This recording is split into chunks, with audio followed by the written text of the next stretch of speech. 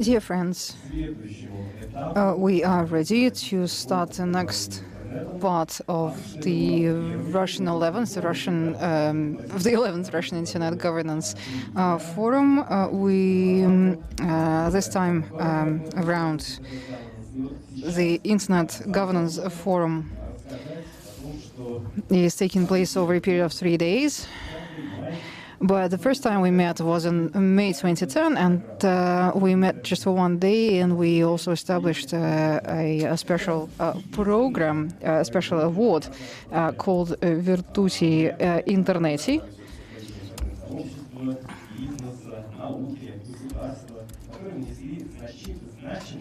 And the Coordination Center for TLD.RU.RF in 2010 established a special award, the only one of its kind on Runet. The award is presented to representatives from the internet community, businesses, scientists, and government officials who made a significant contribution to the development of Runet and the global internet. The winner is selected by the program committee from the Russian Internet Governance Forum, and the award ceremony and the subsequent speech by the winner has become a forum tradition.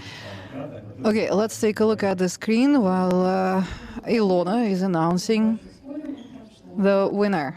Well, you have already heard that the laureate of the award is someone who participated in our first session of today. It is Bertrand de la Chapelle, Executive Director and co-founder of Internet and Jurisdiction Policy Network France. Bertrand, congratulations. Can we see Bertrand, please? Yes, thank you. And this is your award. This is how it looks like. We've been texting each other during the break. We received information that is already in Paris, in France, and we thought that it was already delivered to Bertrand, but it turns out no, he hasn't received it yet, but hopefully this will happen today or the latest tomorrow.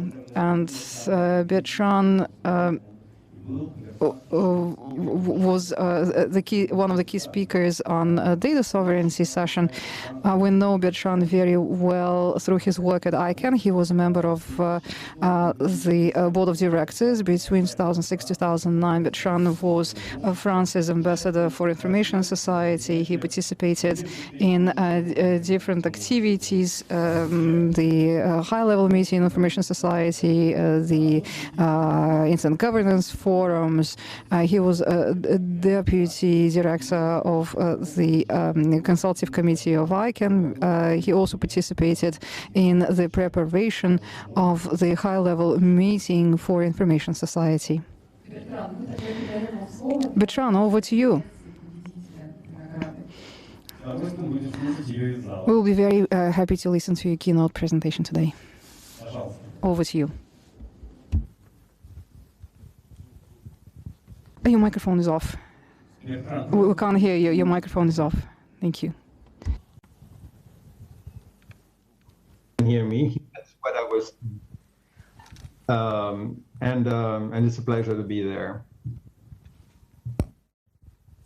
On November 27, 2000, I was in Tokyo, and I participated in a meeting that changed my life, and I mean that literally. This was the first meeting of the Digital Opportunities Task Force that had been created by the G8. And it was my first exposure to something that came to be called the multi-stakeholder approach.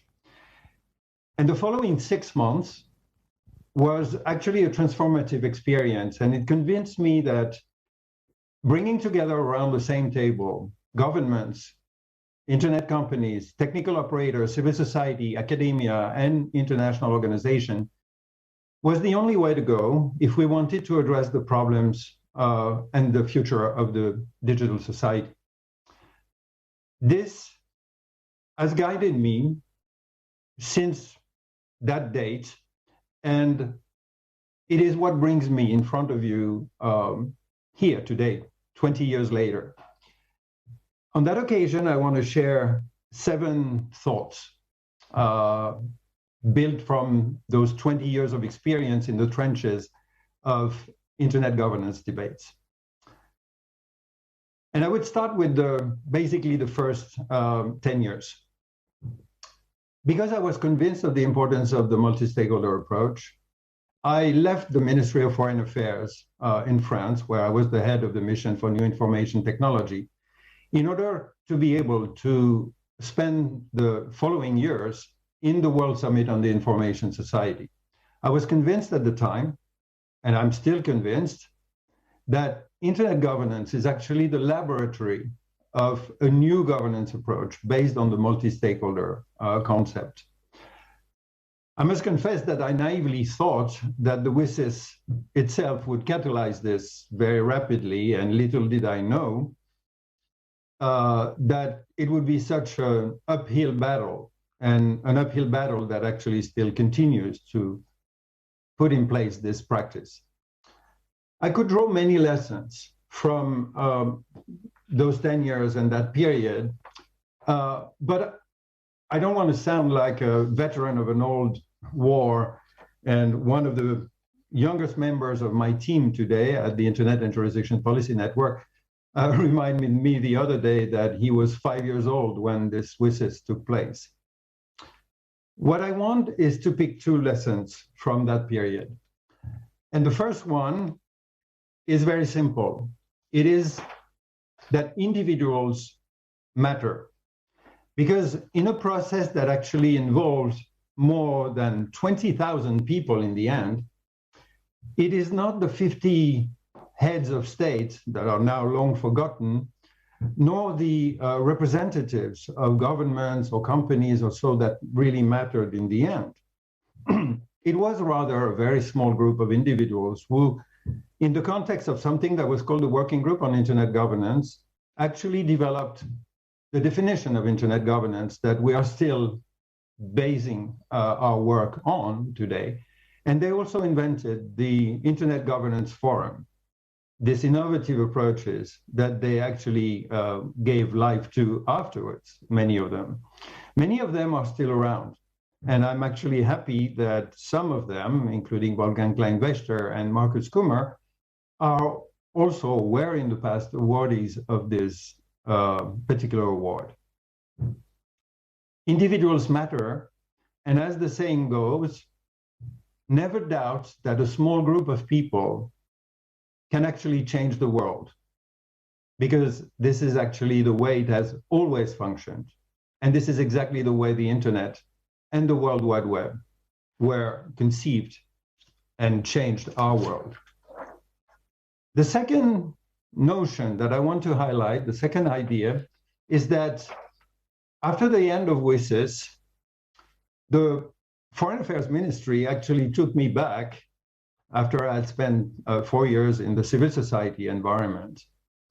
And maybe they didn't know what I was doing there, but they decided to make me the thematic ambassador and special envoy for the Information Society. And I participated, as has been just said, in an enormous amount of processes of follow-up activities. But most importantly, it brought me in the environment of ICANN, in the world of ICANN, first as vice chair of the Governmental Advisory Committee as a French representative, but also later on as a member of the ICANN board after having been elected by the NOMCOM. And from that experience overall, I want to pick one second notion or second lesson. We were in the board discussing the very complex issue of the new GTLD program. And without betraying confidentiality, I want to share an anecdote. At one point, the chair of the ICANN board, Peter Denget-Crush at the time, was making a remark and bursted at me in a way that I will never forget, because this is something that I cannot disagree more. He said to me, "Bertrand, we do not have time for nuance." And this is my second lesson today. Nuance is, for me, the essence, the foundation of sound policymaking. Framing problems early on in a way that is common to the different stakeholders is actually an absolute prerequisite for sound policymaking, rather than jumping at solutions without trying to formulate the problem in the common manner. We are too often looking at each other and having a problem with each other between stakeholder groups, instead of looking at how we can formulate the problems as common problems. This brings me to the second part. I spoke about 10 years. We're now in 2011, 2012, and becoming a director on the ICANN board forced me to actually leave the position of thematic ambassador in the Ministry of Foreign Affairs. But I wanted to go further, and for the sake of proper independence, I decided to resign completely from the Ministry of Foreign Affairs and forgo the lifelong job that was attached to it. A lot of people didn't necessarily understand what I was doing at the time, but I was in a position then to wonder what to do next. And in the previous 10 years, I've been struck by how little progress had been accomplished since the World Summit on the Information Society. There was little progress because, in spite of the great innovation that is the RIGF, the debates were going on in exactly the same terms. And I believe in serendipity. As the saying goes, fortune favors the prepared mind. And someone then, in 2011, directed me to, or directed to me, a young student who was 30 years younger than myself. And we soon realized that actually there was an obvious tension between the cross-border nature of the internet and the patchwork of national jurisdictions. And more importantly, it was striking that nobody seemed to be interested or cared about putting around the same table the different actors to help them overcome the mistrust that is too frequently among them, and try to develop standards and policy and concrete solutions for these issues. So we decided to do it and to bring people together in a policy network to address those issues of transnational tensions. For 3 years, we worked from our own home, and our official office was basically the terrace of a cafe near my place. And yet, almost 10 years later, the Internet and Jurisdiction Policy Network is now an organization that has 10 staff, and that is engaging more than 400 different entities from 70 countries in the world. And I believe that the work that this community has produced has now reached a level of recognition that is to their credit.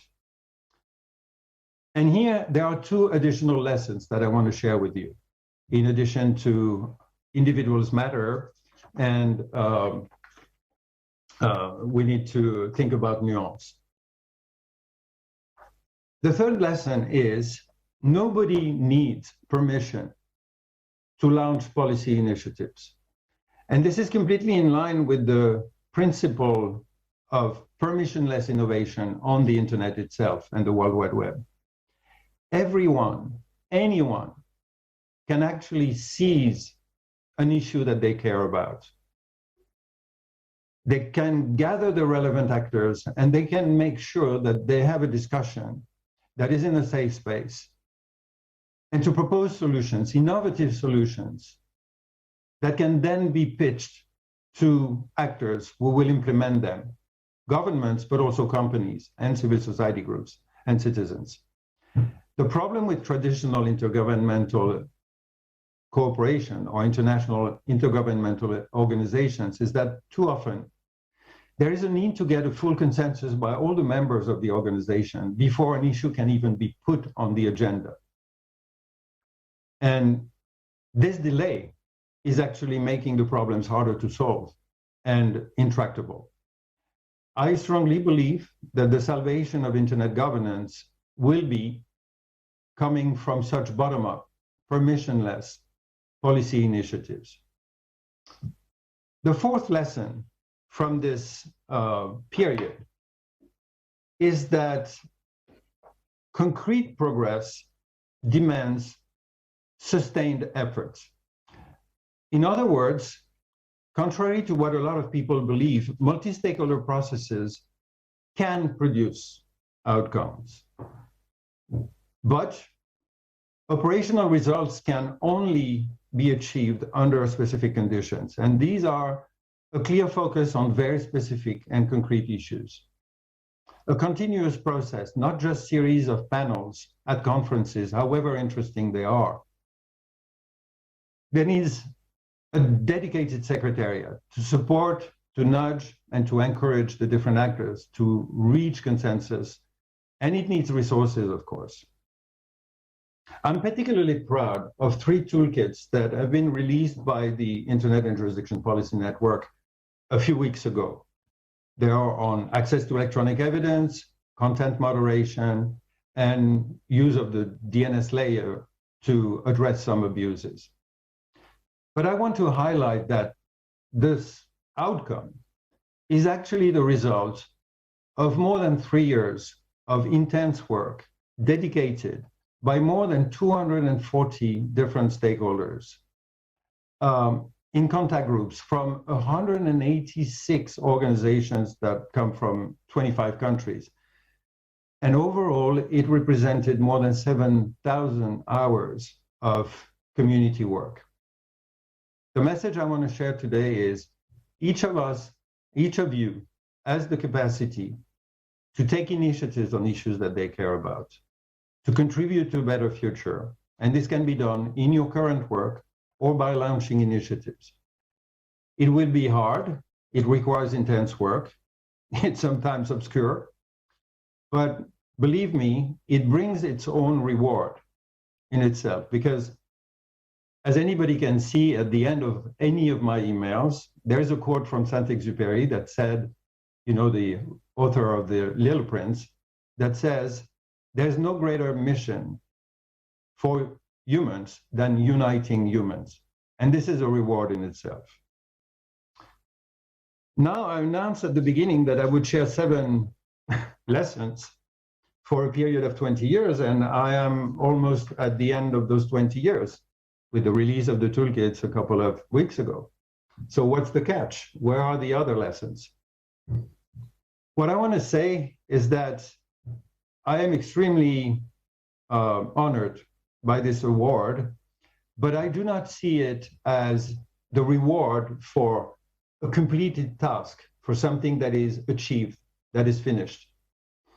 I see this more as encouragement to continue to work forward and to continue to help build the governance architecture and the new tools for governance that I deeply believe that the world needs. And in that regard, that's the third part of my presentation today. I think it is extremely easy in the current environment, for many reasons, to be pessimistic. Tensions seem to be rising everywhere, inside countries, between countries and companies or civil society. International cooperation is today almost a dirty word.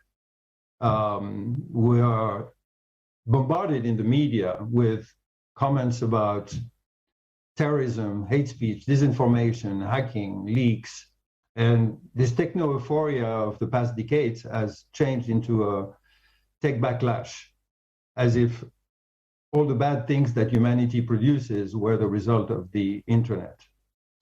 What is happening today is a legal arms race between countries with an increasing use of extraterritoriality in the adoption of national legislations. We are also witnessing an arm wrestling match between governments and companies. And I believe that none of those actors can actually win it in the end. I made a reference to the 30 Years' War. The Peace of Westphalia only happened after the two parties were absolutely exhausted and had actually destroyed, as was mentioned in the panel, almost half of the population of the world. And the fighting match between government and companies, or between governments themselves, is actually harming citizens, the economy, and harming the fighters themselves. The French philosopher Alain said something many years ago. Pessimism is a matter of mood, optimism is a matter of will. And Jean Monnet, that many of you may know as the inventor of the first regime that actually founded the European Union, said it even better. I'm not optimistic, I'm determined. I repeat it here as I'm talking about moving forward. I am determined, and I hope that you are as well. Organizing the coexistence of several billion people with vastly different values, political environments, cultural, religious references is nothing short of a civilizational challenge. And this is a common challenge for humanity at the moment in this digital age. At one point in history, the telescope by Galileo actually challenged the Ptolemaic vision of the universe. And after a period of doubt about the observations that it brought, competing solutions for organizing or understanding how astronomy works were presented. And it's only in the end that Copernic, Newton, and Kepler provided the solution that actually is the one that we continue to work with today. What happened there is what Thomas Kuhn, in his famous book, The Structure of Scientific Revolutions, calls a paradigm crisis. There's an existing paradigm, there's a crisis because it doesn't function as well as people expect, and then there's a competition for new paradigms to replace it.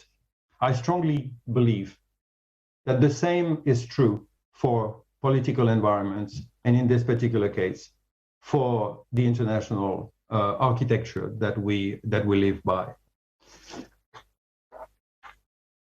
The internet is like Galileo's telescope.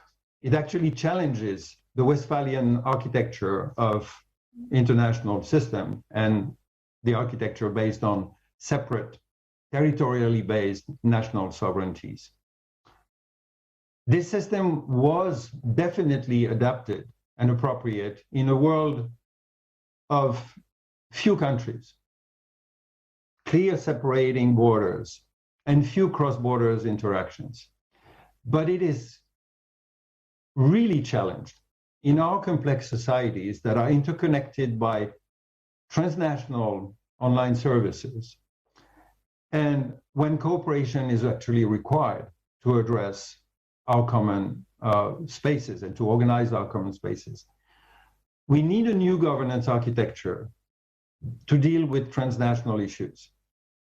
And the digital environment is not the only issue that we have. There are 3 transnational issues at the moment, as we are fully aware: climate change, the pandemic, and the digital space. Unfortunately, humans accept change only under the pressure of necessity, and they recognize necessity only in crisis. The Peace of Westphalia only came after 30 years' war. The Congress of Vienna only came after the Napoleonic Wars. And the United Nations system only came after 2 devastating world wars in the 20th century. Can we be smarter?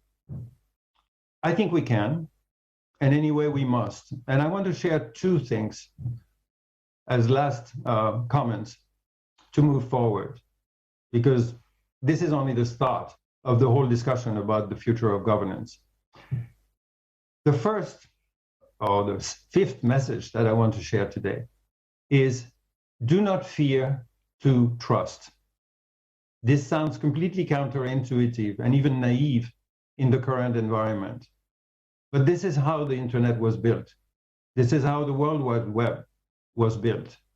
And the people, the Vint Cerf and the other people in the same team, or Tim Berners-Lee, they didn't start an architecture on the basis of mistrust. They started it on the basis of trust, and recognition and mutual respect between heterogeneous systems. And I want to encourage all of us to start interactions with people that we do not agree with, that we may have very different interests from, but to start those relations by a modicum of trust that of course has to be revisited if it is betrayed.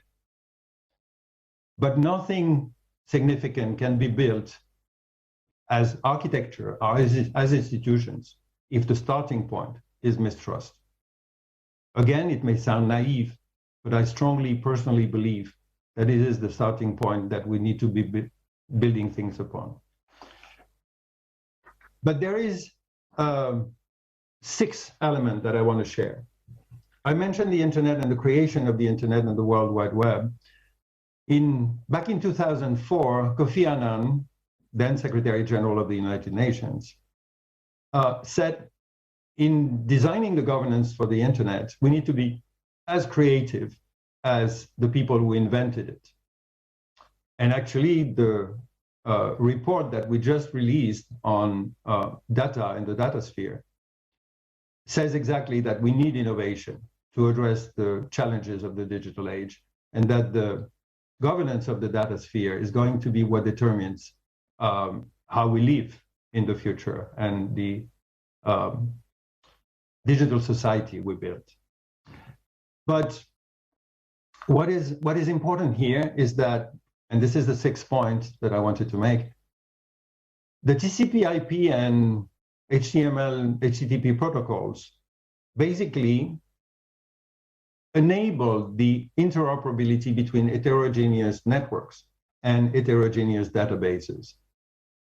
And it created a single interoperable entity, the internet, or the World Wide Web. I deeply believe that in the future, we need to develop an equivalent for governance. We need a governance protocol to basically organize the legal interoperability, not only the technical interoperability, but the legal interoperability between heterogeneous governance frameworks, between companies, governments, civil society actors, and actually every single human grouping that sets in a self-determining and self-managing mode its own rules. We need to manage the interactions between all those different structures. And for those of you who are familiar with mathematics, the structure of humanity is not just a patchwork of 190 nice territories and states.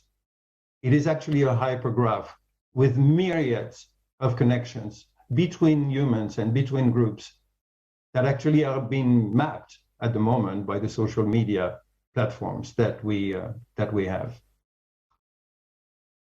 And the way we will discuss this governance framework, the architecture that we want to build, is actually as important as the architecture that comes out of it. Because to come full circle with what I said at the beginning, more than ever, bringing the different actors together around the same table is the only way that we can go forward. In conclusion, I've told you that I believe in serendipity, and in June 2019, we were organizing as the Internet and Jurisdiction Policy Network our third global conference in Berlin in partnership with the German government, which was the host partner. The facilities were amazing, and to my surprise, in one of the rooms where we had our meetings, on the wall was a quote from Elinor Ostrom, that some of you may know as the Nobel Prize winner in economics. And this quote said, "The goal of public policy is to create institutions that bring out the best in humans." This is the promised 7 message that I wanted to share. Because we need to overcome mistrust, as I've said, and this starts with each one of us. You've noted that I've shared a lot of quotes with you today because they actually inspire me every day in my work and my personal life. And I hope that it will inspire you, or they will inspire you as well. I'm extremely happy today to receive this award for the reason I mentioned earlier, as an encouragement to move forward and to continue. But I'm also extremely honored and happy because I've looked at the list of the previous recipients, and many of them I know personally and I deeply respect.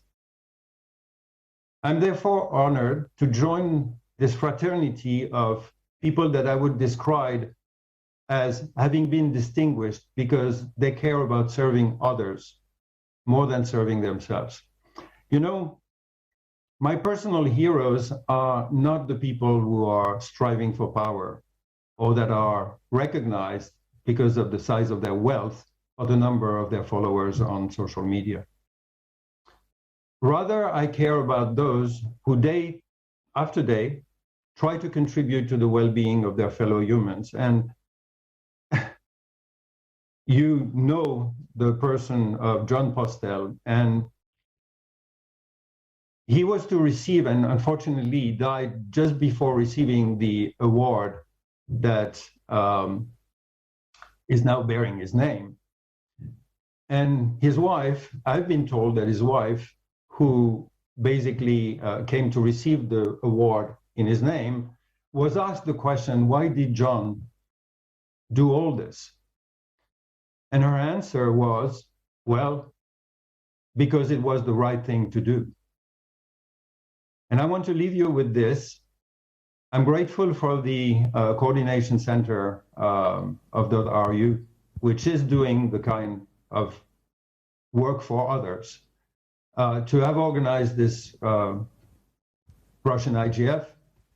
I'm honored by this award, and I hope that because it was the right thing to do, is something that you will carry with you in everyday work, and that we all live by this motto. Thank you. Огромное спасибо. Thank you very much, Bertrand. That was an amazing speech. Thank you so much. That was a special lecture that is delivered by this year's laureate winner of the Virtuti Interneti award. Virtuti Interneti is the award that the Coordination Center established in 2010. Bertrand, once again, congratulations. Congratulations from the program committee. We are very happy with our choice this year and your multi-year effort, your work focused on enabling the dialogue between the civil society and the entrepreneurs and diplomats as well. It's indispensable. I'm sure as you succeeded in building this dialogue in the past, you will continue doing this in the future. And thank you very much, and see you next time at the Internet Governance Forums. And now we are going to have a quick 10-minute break. Well, actually 5-minute break. And the next session, session 4, will begin in 5 minutes. Session 4 is Digital Platforms, the Rules of the Game. Our panelists will talk about some very relevant issues on how to build a trusting environment, a trusted environment in the internet, how to develop the rules of the game, and what can be the model for digital taxation. We are going to start the discussion, well, actually in 10 minutes. Let's be back at 1:30. Please stay tuned.